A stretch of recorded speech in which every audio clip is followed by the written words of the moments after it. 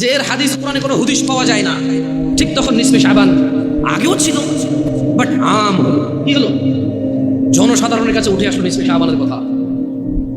ওই লোকগুলোই যারা সবে বরাত বলে চিল্লাইতো, ওই লোকগুলোই যারা বলতো এই রাতে ভাগ্য নির্ধারণ হয়, যারা বলতো মা আসরের পরে মাগরিবের আগে বাদির বিচি খেতে হবে, গোসল করতে হবে, যত ফোঁটা ঘাম ঝরবে, যত ফোঁটা পানি ঝরবে একটা নেকি আছে, কি জানো আমি ভুলেও গেছি। আমি নিজে গোসল করেছি ছোটবেলায়, আমার আম্মা গোসল করে গেল, আল্লাহ ক্ষমা করুন আমাদের। তো যারা বলছেন যে আমরা ফিতনা করি, না ভাই, এটা যদি ফিতনা হতো আপনি সবে বরাত শব্দ থেকে বেরিয়ে এসে আপনি নিসফে শাবানে আসতেন না। আমরা যদি ফিতনা করতাম তাহলে আপনি সবে বরাত সবকে ফার্সিতে বলে বরাতকে বলতেন যে না না না বরাত এটা ফার্সি না, এটা তো যে আরবি, এই বরাত মানে মুক্তি। কিন্তু এখন থেকে 10 বছর আগে আপনি সব মানে রাত, বরাত মানে ভাগ্য, সবে বরাত মানে ভাগ্যের রাত, এই রাতে লেখা হয় যত মানুষ এই পৃথিবীতে জন্মাবে, যত মানুষ মরবে, যত প্রাণী আল্লাহ সুবহানাহু ওয়া তাআলা এই পৃথিবীতে প্রেরণ করেছে, সবার কে কতটুকু খাবে, কবে আসবে, কবে যাবে, এই সব কিছু নির্ধারণ করা হয়। এখানে প্রচলিত ছিল নাকি ছিল না? এই যে ইউটিউবার ভাইরা আছে এখানে, ফেসবুক পেজে অনেকে ভিডিও দেখবেন, আমি বলি কি বিদ্বেষটা, তর্কটা এক সাইডে রেখে নিজেকে প্রশ্ন করেন। যদি উত্তরটা না পান আপনার আব্বা আম্মাকে প্রশ্ন করেন, যদি উত্তরটা না পান আপনার দাদা বেঁচে আছে ওকে প্রশ্ন করেন, ওনাকে প্রশ্ন করেন, দেখবেন আমি ঠিক বলছি। আমি যা হয়ে এসেছে, যা হচ্ছে তার উপরে ভিত্তি করে কথা বলছি। যদি আপনার মনে হয় আপনি সবে বরাতকে ফার্সিতে বলেন না, সবকে ফার্সিতে বলে আরবিতে বরাত বলেন, তাহলে আমি আপনার বিরুদ্ধে বলিনি কথা। যদি আপনি মনে করেন সবে বরাত ভাগ্য নির্ধারণ হয় না, নিসফে শাবান ভাগ্য নির্ধারণ হয় না, তাহলে আমি যে বলেছি যে যারা বলে সবে বরাত এই নিসফে শাবান মাসের 15 তারিখে ভাগ্য নির্ধারণ হয় এবং শুধু এই রাতেই আল্লাহ আসমানে নামে, এটা সত্য কথা নয়, তাহলে আপনি কেন খেপছেন? আমি তো আপনার বিরুদ্ধে বলছি না। আপনি যদি একমত হন, আপনি যদি আমার এই কথার সাথে এগ্রি হন, তাহলে তো আপনার উচিত দাওয়াত দেওয়া ওদেরকে, দে আর আওয়ার ব্রাদার্স, তারা আমাদের ভাই, তারা সালাত আদায় করে, যাকাত দেয়, সিয়াম পালন করে, এবং তারা এটাও মনে করে যে শাবান মাসের 15 তারিখে ভাগ্য নির্ধারণ হয়। তারা এটাও মনে করে কতজন বাঁচবে, কতজন মরবে, কতজন দুনিয়াতে আসবে, কতজন দুনিয়া থেকে বিদায় নেবে, এটা এই নিসফে শাবানের 15 তারিখে নির্ধারণ হয়। তারা এটাও মনে করে যে এই রাতের বিশেষ আমাল রয়েছে, হালুয়া রুটি রয়েছে, গোশত পোলাও রয়েছে, এটা খেলে বিভিন্ন ফজিলত রয়েছে, বাদের বিচি খেতে হবে, গোসল করতে হবে, একটা এলাকায় একটা রীতি রেওয়াজ দিয়ে ভিন্ন ভিন্ন আমাল প্রচলিত রয়েছে। So if you agree with me then this lecture not for you. আপনি কেন এর বিরোধিতা করছেন? যদি আমি যা বলি তা যদি আপনি একমত হন, তাহলে আপনিও প্রচার করুন না তাদেরকে, যারা মনে করেন নিসফে শাবানে ভাগ্য রজনী, যারা মনে করেন নিসফে শাবানে হায়াত এবং মৃত্যুর ফয়সালা হয়, যারা মনে করেন নিসফে শাবানে অন্য রিস্কের কি বলে এটাকে সিদ্ধান্ত হয়, আমি তাদের ব্যাপারে বলছি, আপনার ব্যাপারে বলছি। মুফতি সাহেব, ইত্তাকিল্লাহ ওয়া তুকাতিহ, আল্লাহকে ভয় করেন যেভাবে ভয় করা উচিত। আপনাকে ছোট করে কেন কথা বলবো আমি বলেন? আমি কি জানি যে আপনাকে ছোট করে কথা বলবো? আপনি পড়াশোনা করেছেন, 20 বছর 25 বছর মাদ্রাসায় সময় দিয়েছেন, হাদিস পড়েছেন, কোরআন পড়েছেন, আপনাকে আমি কেন ছোট করে দেখবো? আমি তো অতটা যোগ্য নই যে আপনাকে ছোট করে দেখবো। আপনি যদি হাদিস পড়া শুরু করেন আর কোরআন পড়া শুরু করেন, আমি একসঙ্গে একবার জানি বলে আমার মনে হয় না। আপনাকে সম্মান করে কথা বলছি। আপনি দেখেন, আপনি কাউকে সম্মান করেন, বাট ওই লোকটা যখন বলে, উনি যখন বলে যে শাবান মাসে কোরআন নাজিল হয়, আপনি চুপ করে বসে থাকেন, এটা কি কোরআনের সাথে ইনসাফ হলো? অ্যাজ এ আলেম, as a Mufti, as a মুহাদ্দিস, আমাদের কি প্রতিবাদ করা উচিত নয় যে না, you are not true, you are not সহিহ? শাহরু রমাদান আল্লাযী উনজিলা ফীহিল কুরআন হুদাল লিন-নাসি ওয়া বায়িনাতিন মিনাল হুদা ওয়াল ফুরকান ফামান শাহিদা মিনকুমুশ শাহরা ফালইয়াসুম। আল্লাহ সুবহানাহু ওয়া তাআলা বলেছেন, রমাদান মাস কোরআনুল কারীম অবতীর্ণর মাস, যা সুস্পষ্ট হিদায়েত, মানুষকে হিদায়েতের দিশা দেখায়, এবং ওয়াল ফুরকান, সত্য ও মিথ্যার পার্থক্যকারী হচ্ছে এই কোরআনুল কারীম, যা রমাদান মাসে নাযিল করেছে। ফামান শাহিদা মিনকুম, আল্লাহর আদেশ হচ্ছে তোমাদের মধ্যে যেই ব্যক্তি রমাদান মাস পাবে, মানে তুমি বেঁচে আসো আর রমাদান মাস আসছে, ফালইয়াসুম, সে সিয়াম পালন করবে। তাহলে এটা ফরজ হয়ে গেল। রমাদান কি হয়ে গেল? রমাদান ফরজ হয়ে গেল। অনেকেই রমাদানের রোজাটা ভেঙে ফেলে। এইটা আমাদের দেশ গ্রামে এখন চালু হয়েছে, মনে আছে এখনো 2016 সাল 15 সাল বা 16 সাল এরকমই বাংলাদেশে তখন মাত্র আসলাম, 14 সাল জুন মাসে আসছিলাম বাংলাদেশে। তো এই মসজিদের একজন খাদেম, এই জামিয়া আল আকসার খাদেম বলতে পারি, আল্লাহ কবুল করুক আমাদের সবাইকে, যারা আমরা সালাত আদায় করতে আসি এবং যারা ব্যবস্থা করে দিয়েছে এখানে, সবাইকে আল্লাহ কবুল। তো আবু আলী বলি, আমি সেলিম ভাই বলি। তো উনি আমাকে বললো, জামশেদ ভাই আমি আসতেছি বাংলাদেশে, আপনি আসেন আমাকে রিসিভ করুন। তা আমি তখন অত ভালো বুঝি না, পরিচিত একজন ছিল, চালক, ওনাকে নিয়ে গেলাম। তো এয়ারপোর্ট যাচ্ছিলাম, ওই যে ঢাকা স্টাফ কোয়ার্টার রোড দিয়ে ঢুকলো, বনশ্রী হয়ে যাবে। তখন আমি এগুলোর নাম জানতাম না, এখন জানি। আমি দেখলাম রমাদান মাস, আমি সিয়াম অবস্থায় ছিলাম, দেখলাম যে তাল আছে না, কাঁচা তাল খায় যে মানুষ, তালের এভাবে কেটে বিচিটা বের করে খায়। ওই সিজনটা ছিল তালের সিজন ওই বছর। মানে আমি যখন স্টাফ কোয়ার্টার পার হয়ে ওই যে কি বলে এটাকে, বনশ্রীর আগে একটা এলাকা আছে, ওটা পার হয়ে ওদিকে যাচ্ছিলাম, তখন এলাকাটা আরো একটু এত বিল্ডিং টিল্ডিং ছিল না, ওপেন ছিল। ভাই রে, দোকানের মধ্যে তাল আর তাল, মানুষ কাটতেছে আর খাচ্ছে। 90% মুসলমানের দেশ কিন্তু। তা আমি বড় অবাক চিত্তে ড্রাইভারকে বা চালককে বললাম যে একটু স্লো জানতো, যে আমরা কি রোজা আছি, যে কি এখন কি শাবাত মাস না শাওয়াল মাস না রমজান মাস। আমি কনফিউজ হয়ে গেছি যে কি রে, গ্রামে আমগো এলাকায় তো আমরা 4-5টা রোজা থেকে ফেললাম অলরেডি। এখানে দেখতেছি যে একটা তো হচ্ছে যে রেস্টুরেন্টের মধ্যে কালো কাপড় দিয়ে রেখে খায়, এটা একটা তো সবাই বুঝে গেছে এটা। দেখলাম যে মানুষ লুঙ্গি পরা। আমার ওস্তাদ আবু আহমেদ সাইফুদ্দিন বেলাল মাদানী হাফিজাহুল্লাহর কথা মনে পড়ে যায়। তো যে কোনো একটা কারণে আমি এই সেম স্টোরিটা আমি উস্তাদ শেখনা আবু আহমেদ সাইফুদ্দিন বেলাল মাদানী হাফিজাহুল্লাহকে বললাম যে উস্তাদ, আমি পাশে বসেছিলাম, ওনার কোথাও যাচ্ছিলাম আমরা, আমি বললাম যে উস্তাদ, আমার তো হৃদয়টা খুব মর্মা হতো। বলে যে কেন যাচ্ছ? বললাম এই ঘটনা, যাচ্ছিলাম একজন ফ্রেন্ডকে রিসিভ করে নিয়ে আসতে, দেখলাম যে একটার পর একটা লাগাতার ডাবের দোকান আর তালের দোকান, মানুষজন হুন্ডা দাঁড় করায়, রিক্সা দাঁড় করায়, শুধু কাটতেছে আর খাচ্ছে। আমি কনফিউজ হয়ে গেছিলাম যে রোজাতে আমরা আছি, আমরা কি ভুল মাস নাকি, দেখি রমজান মাস নাকি শাওয়াল মাস মানে নাকি শাবান মাস। আমি পরে বললাম যে এই ভাই তুই রোজা আছো? বলে যে আছি। তুইও রোজা আমিও রোজা, ঢাকা শহরে কি রমজান মাস আসে নাই? বলে যে না ভাই, ঢাকা শহরের মানুষের রোজা থাকে, কিন্তু এখানে বেশিরভাগই মানে কর্মজীবী পরিশ্রমিক মানুষরা এই এলাকায় সব জায়গায় এরকম থাকে। তখন আমি বললাম, যখন আমি আবু আহমেদ সাইফুদ্দিন বেলাল মাদানী হাফিজাহুল্লাহর কথা বললাম, মনোযোগ দিয়ে শুনবেন, তিনি 4টা কথা বলেছেন। কয়টা কথা বলেছে? বেতাগার মানুষকে এই উদাহরণটা দিচ্ছি, ওই যে আগে বলেছি আলাদা একটা ভালোবাসা আছে। আল্লাহ, অন্যরা মনে কষ্ট নেবেন না, সবাইকে কাউকে ঘৃণা করি না, তবে এখান থেকে স্টার্ট আমার বাংলাদেশের মাটিতে দাওয়াত এখান থেকে স্টার্ট করি। আলহামদুলিল্লাহ, আল্লাহর প্রশংসা তিনি কবুল করুন।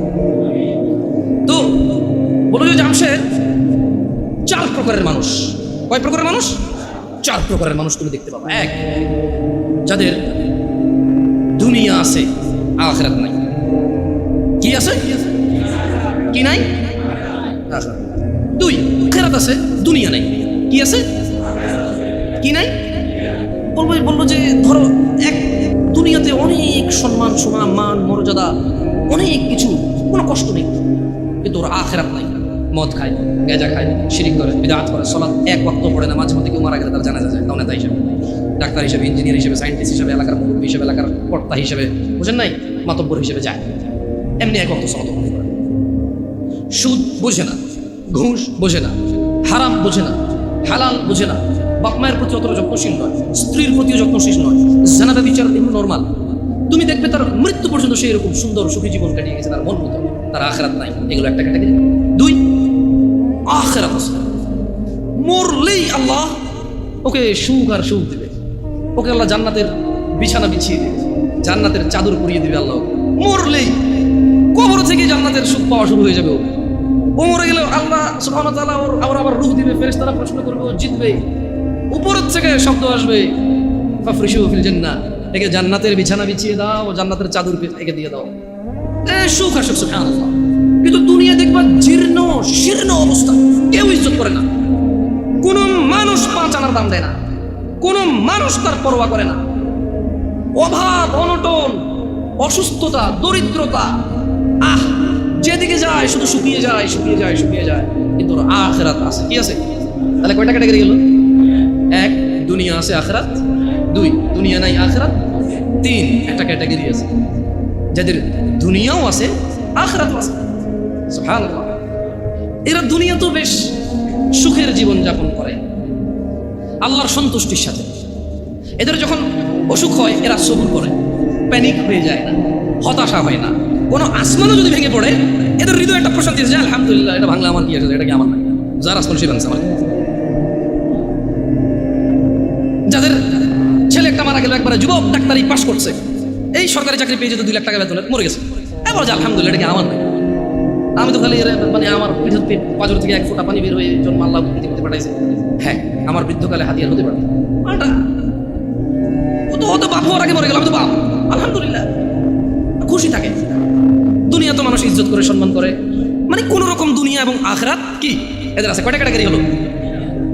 সবচেয়ে পরের ক্যাটাগরিটা নিয়ে এমনি আমাকে বললো, জামশেদ তুমি যে ঘটনা আমাকে শোনালে এটার সাথে এই লাস্টের ক্যাটাগরিটা মেলে, যার দুনিয়াও নাই এরা কারা? মুসলমান, বাপের নাম আব্দুল্লাহ, বাপের নাম আব্দুর রহমান, বাপের নাম মোহাম্মদ আহমেদ, বাপের নাম ইব্রাহিম, ইসমাইল, ইসহাক, ইয়াকুব, এর দুনিয়াও নেই আখিরাত। রাসূল সাল্লাল্লাহু আলাইহি ওয়াসাল্লাম বলেছে, ধনীদের 500 বছর পূর্বে দরিদ্র জান্নাতে যাবে। কত বছর পূর্বে? এই দরিদ্র জান্নাতে যাবে যে সালাত আদায় করে না, সিয়াম পালন করে না, ও সারা দিন কাজ করলে খেতেই পারে, জমি কিনতে পারে না, জায়গা কিনতে পারে না, ঘর করতে পারে না, বাড়ি করতে পারে না, কোথাও গিয়ে দাওয়াত খেয়ে 1000 টাকা দিতেও পারে না, কেউ ওকে তাই দাওয়াতও দেয় না। ও সারা দিন সিগারেট খায়, রোজা ভাঙে, হালকা কিছু সিগারেট, হালকা কটা ভাত খেয়ে বলে যে রিক্সা চালাই, বলে যে মাঠে কাজ করি। লা হাওলা ওয়ালা কুওয়াতা ইল্লা বিল্লাহ। ও তুমি মুসলমান শুনো, সিয়াম এটা ফরজ প্রত্যেক মুসলমান নারী এবং পুরুষের জন্য। মহিলারা তাদের বিশেষ কিছু কারণে তারা রোজা থাকবে না, পরে আবার কাজা করে নিতে হবে, এ পূরণ করে দিতে হবে। জেনে নাও বেতাকাবাসী, জেনে নাও আমার ভাইয়েরা, যেই রোজাকে তুমি ভাঙছো রমাদান মাসের, তুমি জেনে নাও এটা সাধারণ কিছু না। রাসূল সাল্লাল্লাহু আলাইহি ওয়াসাল্লাম বলেছে, একটা রমজানের রোজা যে ভাঙলো ইচ্ছা করে কোনো কারণ ছাড়া, এই লোক রমজানের পরে লাগাতার না, থেমে না, লাগাতার একটার বদলে 2 মাস রোজা পালন করতে হবে। ভাবা যায় এটা কি?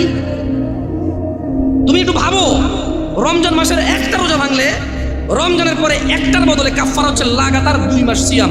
এরপরে এটা গেল জরিমানা, এটা গেল কি? এটা গেল জরিমানা। এরপরেও তোমার মাপ চেয়ে নিতে হবে রোজাতে ভাঙছে বিনা কারণে। তাওবা ইস্তিগফার, আল্লাহর কাছে ক্ষমা চেয়ে নিতে হবে রোজা ভাঙার কারণে। মানে একটা রোজা ভাঙার কারণে 2 মাস রোজা থাকলো যথেষ্ট, কি বাকি আছে? মাপ চাও, মাপ চেয়ে নিতে হবে। এবার মাপ পাইছো না পাইছো এটা কে জানে? একটু ক্লোজ হয়ে বসবেন নাকি, মানুষজন বুঝতে পারছেন, পরে না হয় নামাজের একটা ব্যবস্থা হয়ে যাবে। আবুল আঙ্কেল আসেন, বাইরে ওই কার্পেট থাকলে একটু কিছু বিছিয়ে দেন। আবুল আসেন, দেখো বাইরে কার্পেট থাকলে একটু বিছিয়ে দেওয়ার ব্যবস্থা। তাহলে যেই রোজা আমরা ভাঙি, এটার একটার বদলে কাফারা কত মাস রোজা? এটা কি মানে ভেঙে রাখা যাবে নাকি লাগাতার? আল্লাহু আকবার।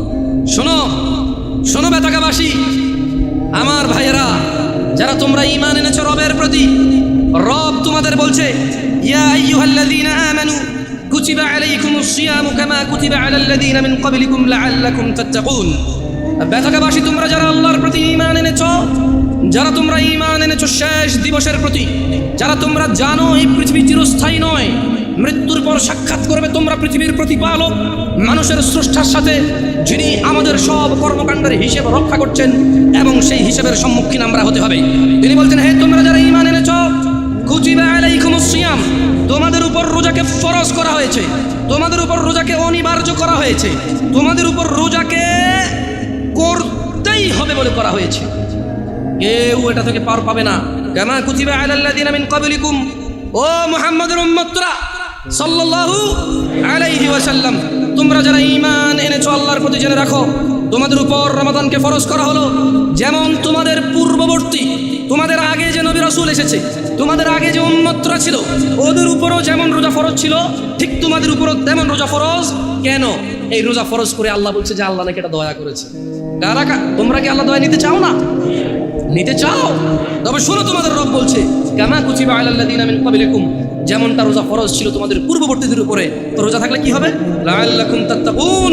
আল্লাহ বলছে এই রোজাকে আমি তোমাদের জন্য বাধ্য করেছি, তোমরা এটাকে থেকে দেখো, তোমরা এটা পালন করে দেখো, একটা মাস তোমরা রোজা রেখে দেখো, দেখো তোমাদের আল্লাহ ভীরুতা বাড়বে, দেখবে তোমাদের আল্লাহর সাথে সম্পর্ক ভালো হবে, দেখবে তোমাদের আল্লাহর সাথে পরিচয় হবে, দেখবে তোমাদের আল্লাহর পরিচিতি বাড়বে, দেখবে তোমাদের আল্লাহর প্রতি সন্তুষ্টি বাড়বে, দেখবে তোমাদের পৃথিবীর মূল্য তোমরা বুঝবে, দেখবে তোমরা পৃথিবী থেকে বিদায় নেওয়ার পরে কোথায় তোমরা যাবে তার মূল্যায়ন তোমরা করতে পারবে। একটা মাস রোজা রেখে দেখো।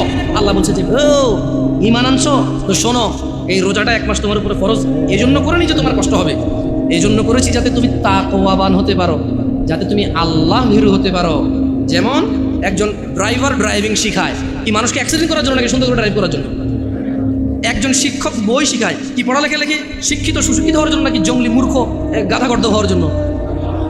আল্লাহ বলছে, আমি আমার খুতবার শুরুতে 3টা আয়াত পড়েছিলাম, ইয়া আইয়ুহাল্লাযীনা আমানুত্তাকুল্লাহ, হে তোমরা যারা ঈমান এনেছো আল্লাহকে ভয় করো, হাক্কা তুকাতি, যেভাবে ভয় করা উচিত। তারপর আমি আরেকটা আয়াত পড়েছিলাম, ইয়া আইয়ুহান নাসুত্তাকু রাব্বাকুম, হে মানুষরা তোমরা তোমাদের রবকে ভয় করো। এরপর আমি আরেকটা আয়াত পড়েছিলাম, ইয়া আইয়ুহাল্লাযীনা আমানু, হে তোমরা যারা ঈমান এনেছো ইত্তাকুল্লাহ ওয়া কুলু কওলান সাদীদা, তোমরা আল্লাহকে ভয় করো এবং সত্য কথা বলো। বেতাকাবাসী, তোমার মনে কি প্রশ্ন জাগে না? জামিয়া আল আকসার আজকের মসজিদের সম্মানিত মুসল্লিরা, আপনাদের মনে কি প্রশ্ন জাগে না? আল্লাহ বারবার বলছে ভয় করো রবকে, যেভাবে ভয় করা উচিত। হে মানুষ, তোমরা তোমাদের রবকে ভয় করো, যিনি তোমাদেরকে সৃষ্টি করেছেন একজন মানুষ থেকে, তারপর বিভক্ত করেছেন নর এবং নারীতে। আপনাদের মনে কি প্রশ্ন জাগে না? আল্লাহ বলছে যে হে মানুষ, তোমরা যারা ঈমান আনছো তোমরা আল্লাহকে ভয় করো এবং সত্য কথা বলো। কিভাবে আল্লাহকে ভয় করবো? প্রশ্ন জাগে কিনা? এই সূরা বাকারার 183 নম্বর আয়াত আল্লাহ বলছে যে কুতিবা আলাইকুমুস সিয়াম কামা কুতিবা আলাল লাযিনা মিন ক্বাবলিকুম লাআল্লাকুম তাত্তাকুন, তোমাদের উপরে রোজাকে ফরজ করেছি যেমনটা তোমাদের পূর্ববর্তীদের উপরে ফরজ ছিল, যাতে তোমরা আল্লাহকে ভয় করতে পারো। তাহলে আল্লাহ বারবার বলছে আল্লাহকে ভয় করো, আল্লাহকে ভয় করো, আল্লাহকে ভয় করো। আল্লাহকে যে ভয় করছে এর প্রমাণ কি? এটা অনেকগুলো আমালের মাধ্যমে প্রমাণ করতে হবে যে আমরা আল্লাহকে ভয় করি, কিন্তু খুবই ইম্পর্টেন্ট যেটা আল্লাহ সুবহানাহু ওয়া তাআলা উল্লেখ করেছে, একেবারে সরাসরি কথা বলেছে যে কামা কুতিবা আলাইকুমুস সিয়াম লাআল্লাকুম তাত্তাকুন, তোমাদের উপরেও রোজাকে ফরজ করা হয়েছে যাতে তোমরা আল্লাহকে ভয় করতে শিখো। তোমরা কি আল্লাহকে ভয় করতে শিখবা? সামনে রমাদান মাস আসতেছে, তোমরা তোমাদেরকে প্রস্তুত করো। আমি যারা ভ্যান চালায়, রিক্সা চালায়, অথবা খেটে খাওয়া, দৈনিক দিনে কাজ করে দিনে খায়, সবাইকে অনুরোধ করে বলবো আপনারা রমাদান মাসের জন্য কিছু কিছু কিছু কিছু কিছু জমান। যদি এমনটা হয় যে রিক্সা আপনার রোজা নিয়ে নেবে, ভ্যান আপনার রোজা নিয়ে নেবে, যদি এমনটা হয় মাঠের ওই বীজ বপন আপনার রোজা নিয়ে নেবে, যদি এমনটা হয় ওই গাছ কাটতে গিয়ে আপনার রোজা নিয়ে নেবে, যদি এমনটা হয় ওই মাটি কাটতে গিয়ে মাটি আপনার রোজা নিয়ে নেবে, যদি এমনটা হয় এই বাস ড্রাইভিং, এই বাস আপনার রোজা নিয়ে নেবে, যদি এমনটা হয় মানুষ যে তোমার দিন মজুরি, তোমার দিনের কর্ম তোমার রোজা নিয়ে নেবে, আল্লাহ ভীরুতা নিয়ে নেবে, তবে তুমি বাদ দিয়ে দাও ওই ভ্যান রোজার জন্য। ও এখন বলবে জামশেদ ভাই বড় অযৌক্তিক কথা বললেন, পেট না চললে তখন বুঝতেন। আরে তুমি, তোমার মেয়েটা জন্ম হলো বাঁচবে কিনা জানো না, তার জন্য গাছ লাগাও, মাছ পালো, ডিপিএস করো, সুদ ঘুষ আরাম কিচ্ছু তুমি পরোয়া করো না। কবে তোমার মেয়ে বড় হবে এই আরেক বেটার সাথে ভেগে যাবে, নাকি তোমার কথা মতো বিয়ে করে তোমার খরচ যেটা তুমি জমাচ্ছ সেই খরচ তুমি করতে পারবে? তাও তো তুমি নিশ্চিত না, তবুও তুমি মাসে মাসে 2000 করে রাখছো। কেন? সিয়ামের জন্য কি তুমি এই প্রস্তুতি নিতে পারো না? ও ভাই, তুমি যদি দিনের বেলা রিক্সা না চালাও, দেখবে যে সব লোক রাতে সন্ধ্যায় বের হচ্ছে। ভাই, তোমার দোকান খোলাতে যদি রোজা নষ্ট হয়ে যায়, দেখবে তুমি যখন দোকান দিনে খুলবা না তখন রাতেই তোমার বিক্রি হচ্ছে। কারণ মনে রাখবা এই নাঙ্গলকোটবাসী এই আশপাশ থেকে বাজার করে, দিনের বেলা দোকান না পেলে রাতে হলেও করতে হবে। দোকানই এগুলো মানে মানুষ। عن ابن عمر رضي الله عنهما قال, ابن عمر رضي الله عنهما থেকে বর্ণিত, তিনি বলেন قال رسول الله صلى الله عليه وسلم, রাসূলুল্লাহ সাল্লাল্লাহু আলাইহি ওয়াসাল্লাম বলেছেন বুনিয়াল ইসলামু আলা খামস, ইসলামের স্তম্ভ 5টি। তো কি? শাহাদাতি আল্লা ইলাহা ইল্লাল্লাহ ওয়া আন্না মুহাম্মাদুর রাসূলুল্লাহ। এই ইসলাম, পুরো ইসলামটা এই 5টা খুঁটির উপরে আছে, এই 5টা খুঁটির উপরে আছে, এরকম 5টা খুঁটির উপরে এই বুনিয়াল ইসলাম আলা খামস, এই 5টা স্তম্ভের উপরে ইসলাম। তোমার যত আমাল, তোমার যত সৎকর্ম, তোমার যত নেকির পূর্ণ কাজ, সব কিছু এই 5টা আমালের মধ্যে আছে, এই 5টা খুঁটির মধ্যে আছে তোমার সমস্ত আমাল, ভালো অথবা মন্দ। ইসলামটাই ঠিক আছে 5টা খুঁটির মধ্যে, বুনিয়াল ইসলাম আলা খামস, 5টা স্তম্ভের মধ্যে ইসলামটা আছে। ইসলামের স্তম্ভই হচ্ছে 5টা। 1 নম্বর স্তম্ভ কি? 5টি স্তম্ভের মধ্যে একটি স্তম্ভ হচ্ছে আল্লাহকে সাক্ষ্য দেওয়া যে তিনি ছাড়া কোনো মাবুদ ইবাদত যোগ্য, উপাস্যযোগ্য, পরোয়াযোগ্য, ভয়যোগ্য দিতে পারে এমন কেউ তিনি ছাড়া নেই। তিনি ওয়াহাব, তিনি রহমান রহিম, ওয়াদুদ, গফুর, করিম, তিনি সত্তার, জব্বার, তিনি কাহ্হার, তিনি বিচার দিবসের মালিক, তিনি পৃথিবীর মালিক, তিনি আসমান ও জমিনের মালিক। লা ইলাহা ইল্লাল্লাহ, কোনো ইলাহ নেই, কোনো মাবুদ নেই, কোনো হকদার নেই আল্লাহ ছাড়া ইবাদতের, এইরকম সাক্ষ্য দেওয়া এবং তার সঙ্গে সাক্ষ্য দেওয়া যে মুহাম্মদ ইবনে আব্দুল্লাহ সাল্লাল্লাহু আলাইহি ওয়াসাল্লাম, আব্দুল্লাহর পুত্র মুহাম্মদ সাল্লাল্লাহু আলাইহি ওয়াসাল্লাম, আমিনার পুত্র মুহাম্মদ সাল্লাল্লাহু আলাইহি ওয়াসাল্লাম আল্লাহর প্রেরিত বান্দা এবং রাসূল। এই সাক্ষ্য যে দিল, সেই ইসলামের একটা স্তম্ভকে দাঁড় করানো নিজের জন্য। ওয়া ইকামিস সালাহ, এবং সালাত প্রতিষ্ঠা করা, সালাত হচ্ছে ইসলামের আরেকটি স্তম্ভ। ওয়া ইতাইজ যাকাত, এবং যাকাত প্রদান করা, যাকাত আদায় করা, যাকাত দেওয়া ইসলামের আরেকটি স্তম্ভ। ওয়াল হজ, এবং সামর্থ্যবান হজ করবে, সামর্থ্যবান যাকাত দেবে। ওয়া সাওমি রমাদান ইয়া নাস, মানুষ ইসলামের স্তম্ভ পাঁচটি। এই পাঁচটি স্তম্ভের মধ্যে অন্যতম একটি স্তম্ভ হচ্ছে ওয়া সাওমি রমাদান, রমজান মাসে সিয়াম পালন করা। তাহলে যে রমাদান মাসে সিয়াম পালন করে না, তার ইসলাম যে পাঁচটি স্তম্ভের উপরে টিকে আছে এটা পড়ে গেল। 5 তলা বিল্ডিং, আরে 5 তলা বাদ দেন, 2 তলা বিল্ডিং। আচ্ছা, এই মসজিদটা কোনো তালা আছে এখন? উপরে কি উঠছে? এটা যদি পিলার এখন যদি বুলডোজার দিয়ে ভেঙে দেওয়া হয়, এখানে এটা ভিতরে কি এসে বসবে এখন নামাজ? পিলার কিন্তু 16-17টার উপরে আছে, জায়গা 18টা আছে মনে হয়, আরো বেশি হতে পারে, জানি না। যে স্পেস আরো বেশি হতে পারে পিলার। এতগুলো পিলারের মধ্যে একটা পিলার যদি মানে কেউ যদি বলে যে ভাঙ পিলারটা ভাঙ, এটা ভাঙ, বসবেন না এখানে? আরে ভাই 20-22টা 17-18 পিলারের মধ্যে একটা পিলার ভাঙে গেলে বসবেন না? ভাঙে পড়বে না। মাত্র 5টা পিলার ইসলামের। কয়টা? নামাজ একটা পিলার, যেটা অধিকাংশ মানুষের ভেঙে ফেলছে। নাই রমাদান এভাবে যে মানুষ ভাঙে, আমি ঢাকা শহর না গেলে আমি জানতাম। ওই যে তাল খাওয়া না দেখলে, আল্লাহর কসম, আমি সৌদি আরবে ছিলাম, মানুষ যেভাবে জনসম্মুখে মুসলমান দাঁড়িয়ে আছে মুখে, আবার তারাবিও পড়ে, চেষ্টা করে মাঝে মধ্যে তারাবি, 1-2 রাকাত 4 রাকাত আবার করে। মানুষ যেভাবে সিয়াম মানে তার ইসলামের স্তম্ভটাকে সে নিজে যে ইসলামের উপরে টিকে আছে, সেই ইসলামের স্তম্ভকে যে তার জন্য নিজের জন্য যেভাবে ভেঙে ফেলে, এবং সে স্টিল দাঁড়ায় থাকে, মনে করে আরে মরে গেলে কোরআন খতম করে দেবে শেষ জান্নাত। এখানে মানুষ কোরআন পড়ে না, খতম করে।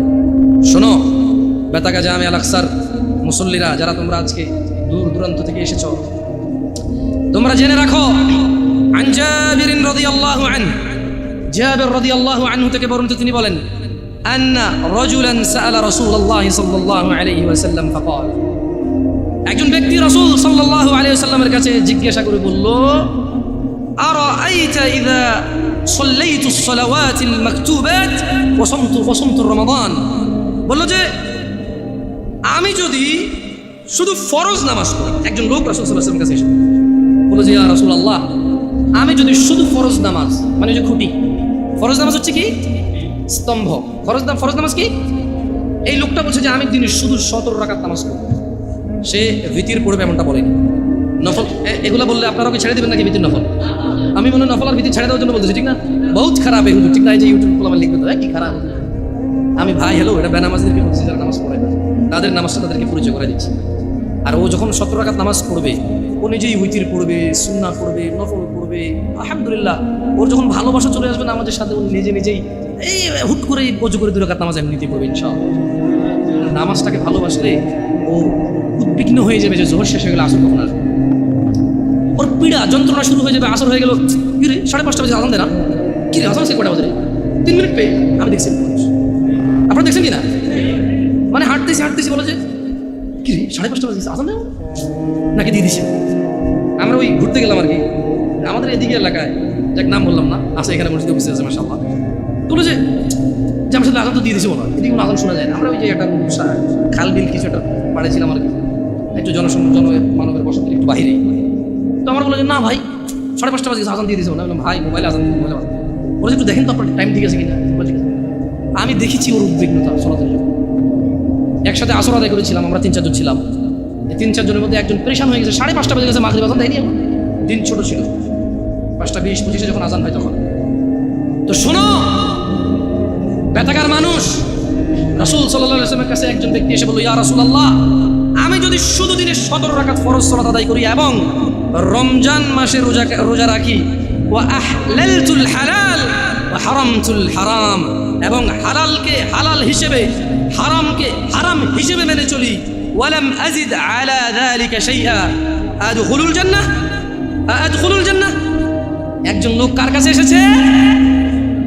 মুস্তাফা সাল্লাল্লাহু আলাইহি ওয়াসাল্লামের কাছে এসে বলছে, ইয়া রাসূলুল্লাহ, আমি যদি দিনে শুধু 17 রাকাত, ফজর 2, জোহর 4, আসর 4, মাগরিব 3, ইশা 4, ব্যাস, কম না বেশি হলো, আর আমি কোনো রোজা রাখবো না, কোনো শুধু রমজান মাস এসে আমি বরাবর পুরো রমজান মাস রোজা রাখবো, আর বেশি রাখবো না, কম রাখবো না।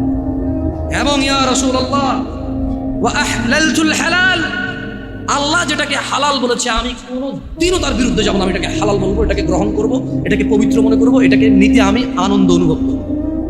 ওয়া হারামতুল হারাম, এবং আল্লাহ যেটাকে হারাম করেছে আমি তা কখনো গ্রহণ করব না, আমি সেটাকে হারাম বলবো। চাই যাই হোক, পুরো পৃথিবীর মানুষ যুক্তি দিক, পুরো পৃথিবীর মানুষ বুদ্ধি দিক, পুরো পৃথিবীর মানুষ আবেগ দিক, পুরো পৃথিবীর মানুষ পালন করুক ইয়া রাসূলুল্লাহ ওয়া আহলালতুল হালাল ওয়া হারামতুল হারাম, আমি হালালকে হালাল মনে করব, ঘৃণা করব না। ওয়া হারামতুল হারাম, যেটা আল্লাহ দেয়নি, যেটা আল্লাহ আদেশ করেনি, সেটাকে আমি হারাম মনে করব। ওয়ালাম আযিদ আলা যালিক, আমি এর চেয়ে কোনো কিছুই বৃদ্ধি করব না। ওয়ালাম আযিদ আলা যালিকা শাইআ, আমি এই রমজান মাস ছাড়া রোজা রাখবো না, দিনে 17 রাকাত নামাজ ছাড়া নামাজ পড়বো না। আল্লাহ যেটাকে হালাল বলছে তাকেই হালাল বলবো, আল্লাহ যেটাকে হারাম বলছে তাকেই হারাম বলবো, এবং এর বেশি কিছু আমি করব না। আদখুলুল জান্নাহ ইয়া রাসূলুল্লাহ, আমি যদি আল্লাহর হালালকে হালাল বলি, আল্লাহর হারামকে হারাম বলি, শুধু 17 রাকাত নামাজ পড়ি, রমজান মাসে শুধু যদি পুরো মাস রোজা রাখি, আমি কি জান্নাতে প্রবেশ করব ইয়া রাসূলুল্লাহ? قال মুহাম্মদ ইবনে আবদুল্লাহ সাল্লাল্লাহু আলাইহি ওয়াসাল্লাম রাহমাতাল লিল আলামিন, ইমামুল আম্বিয়া ইমামুল মুরসালিন সাল্লাল্লাহু আলাইহি ওয়াসাল্লাম, তিনি বললেন নাম, হ্যাঁ। قال والله لا ازيد على ذلك شيئا, ওই ব্যক্তি বলল আল্লাহর কসম আমি দিনে 70 রাকাত নামাজ, রমজান মাসের রোজা, আল্লাহর হালালকে হালাল, আল্লাহর হারামকে হারাম, এর বাইরে কোনো কিছু বৃদ্ধি করবো না। সহিহ মুসলিম হাদিস। আল্লাহর নবী বলেছে ও জান্নাতে যাবে যদি সে এটা করে, সে যে যা বলেছে।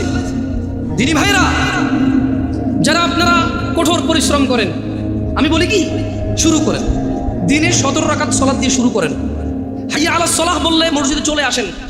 ওয়াল্লাহি সালাত কঠিন কিছু নয়। বেতাগার মানুষ, তোমাদেরকে ছোট্ট একটা উদাহরণ দিই, যদিও খুতবাটা আসলে খুতবা তো টাইমটা নির্ধারিত, ইনশাআল্লাহ এর মধ্যে শেষ করার চেষ্টা করবো সর্বোচ্চ। বেতাগার মানুষ, তোমরা যারা নামাজ আদায় করো না, নামাজ কঠিন কিছু তো নয়।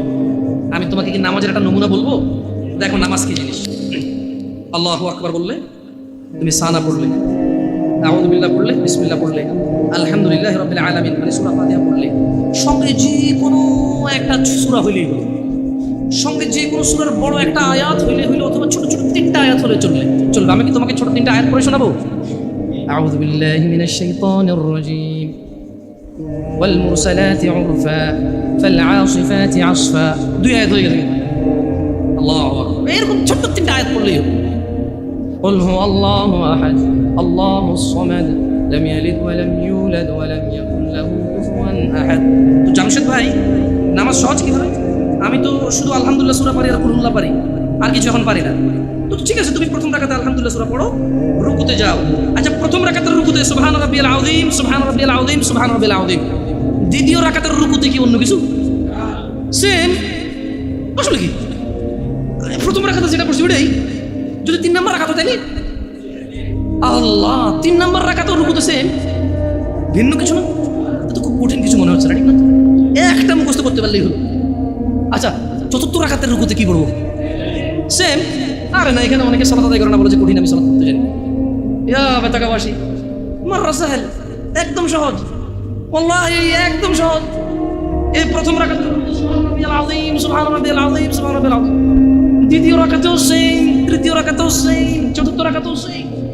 মজার কথা হলো ফরজ নামাজেও সেম, সুন্নত নামাজেও সেম, নফল নামাজেও সেম নাকি? ইয়া আল্লাহ আল্লাহ আল্লাহ আল্লাহ, লা ইলাহা ইল্লাল্লাহ, লা ইলাহা। ঈদের নামাজও সেম। ওয়াল্লাহ ঈদের জন্য স্পেশাল কিছু হবে না। এই সুবহান রাব্বিল আযীম, নফল, সুন্নত, ফরজ, একবারে যত নামাজে মানুষ রুকুতে যায় সেম এটা পড়ে সুবহান রাব্বিল আযীম। তাহলে এটা কি কঠিন কিছু? আচ্ছা, দ্বিতীয় রাকাতের শুরুটা কি দিয়ে হবে? সূরা বাকারা দিয়ে। এই প্রথম রাকাতে আলহামদুলিল্লাহ সূরা পড়ছেন না? সূরা আল মাইদা দিয়ে বলে ভালো হয়। এটা কঠিন, অনেক কঠিন, বিশাল প্রশ্ন। এই তোমরা যারা নামাজ পড়ো না, বলতেছো নামাজ জানো, প্রথম রাকাতে তো আলহামদুলিল্লাহ সূরা পড়ছো, দ্বিতীয় রাকাতে কি পড়বা? ইয়া আল্লাহ, প্রথম রাকাতের মতোই। ও তাহলে আমরা তার মানে সেম সেম 1 টাকা, যেরকম ধরো এখানে 1 টাকা 2টা নোট, দুটোটা সেম না? 1 2, তার মানে 2টা, এই জন্য 2। তার মানে সালাত 1 রাকাত যেভাবে পড়ে 2 রাকাতও 3 রাকাতও, জাস্ট বারবার রাকাতের কারণে সংখ্যা কাউন্ট করা হয়। যেমন ফজর 2 রাকাত করে 2 পড়া হয়, জোহর 4 রাকাত পড়ে 4 পড়া হয়, মাগরিব 3 পড়া হয়। বেতাগা ভাষা কি বুঝতে পারছো? নামাজ কঠিন কিছু না। আচ্ছা, আরেকটা প্রশ্ন, ফরজ নামাজে বৈঠকে আত্তাহিয়াতুল পড়ি, সুন্নত কি পড়া লাগবে? ইয়া আল্লাহ, তোমরা এই নামাজ পড়ো না, এটা কঠিন নাকি? বেতাগাবাসী, তোমাদেরকে আমি আহ্বান জানাচ্ছি, সালাতের দিকে আসো। শোনো বেতাগাবাসী, জামশেদ মজুমদার শুধু পড়ে শুনিয়েছে। হাদিস জাবির রাদিয়াল্লাহু আনহু থেকে বর্ণিত, সহিহুল মুসলিমে উল্লেখিত হাদিস। ব্যক্তি এসে রাসূল সাল্লাল্লাহু আলাইহি ওয়াসাল্লামকে বলেছে, শুধু 17 রাকাত নামাজ পড়ো, বাস। রমজান মাস আসলে রোজা রাখবার, কোনো রোজা রাখবো না, দুনিয়াতে যা রোজা আছে। ইয়া রাসূলুল্লাহ, আল্লাহ যেটাকে নিষেধ করছে সেটাকে আমি নিষেধ করবো, আমি এটা করবো না। আল্লাহ যেটাকে হালাল করছে, পৃথিবীর মানুষ যদি অপছন্দ করে, আমি বলবো এটা সুন্দর, এটা ভালো, এটা করবো, বাড়তি কিছু করবো না। আমি কি জান্নাতে যাবো? তিনি সাল্লাল্লাহু আলাইহি ওয়াসাল্লাম বলেছেন, নাম, তুমি জান্নাতে যাবা যদি এমনটা করো। যারা আপনারা অভাবের দোহাই দিয়ে সালাত আদায় করেন না, আপনাদেরকে বলে রাখি, ঈশার নামাজ 15 রাকাত নয়, ঈশার নামাজ মাত্র 4 রাকাত। আমি এই আমার নাঙ্গলকোটে আমার গ্রামে এসে মুরব্বিদেরকে জিজ্ঞেস করি,